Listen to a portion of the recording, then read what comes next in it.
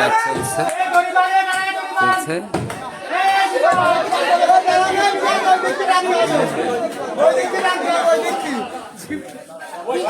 ধরে রাখুন।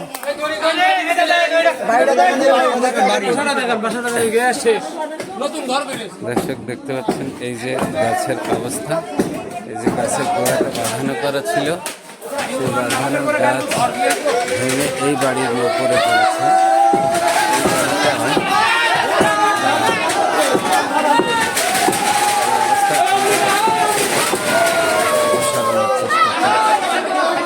দেখতে পাচ্ছেন একটা বৈদ্যুতিক খুঁটি, সেটাও ভেঙে গেছে।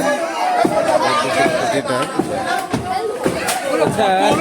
এই যে আমাদের এই যে গরিব মানুষ পোকাটা সে এই গাছ চাপা খেয়ে মানে তার মাথায় লেগেছে আর বুকে আঘাত লেগেছে।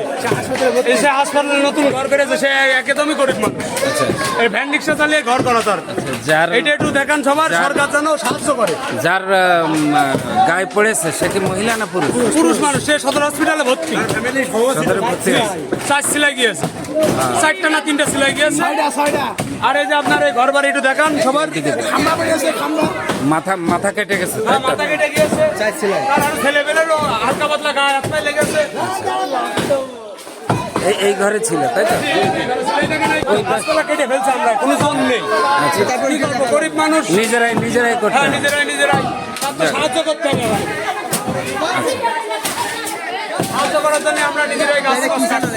হ্যাঁ, সরকারিভাবে বা কোনো এনজিওর থেকে যেন কোনো সাহায্য সহযোগিতা আসে সে ব্যাপারে।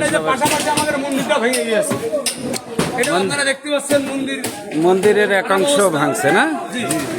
মন্দিরের গাছ আছে, মন্দিরের গাছ ভেঙে পড়ে গিয়েছে ঘরে। ওই পাশের কি অবস্থা? ওই পাশে অবস্থা খারাপ, এই ঘরটা ওই সাইডে যে আরো পাশের বাড়িগুলো যেগুলো আছে সবই ভেঙে গেছে। এখন ওই পাশে যাওয়ার কি ব্যবস্থা আছে?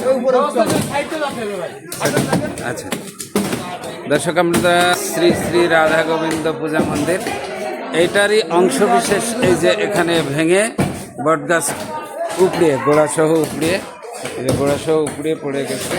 যে ওপাশের ওই ঘরের মন্দির, এখানে দুইটা, এই পাশে ডানে দেখানোর চেষ্টা করছি। যে পাশ থেকে একবার এই হচ্ছে মন্দিরের অবয়ব, চারিপাশটাকে আমরা একটু দেখানোর চেষ্টা করি। দর্শক, আমরা এদিকে আরেকটু যাই, সেটা হচ্ছে এখানে এই পাশ থেকে দেখলে দেখা যাবে এরকম।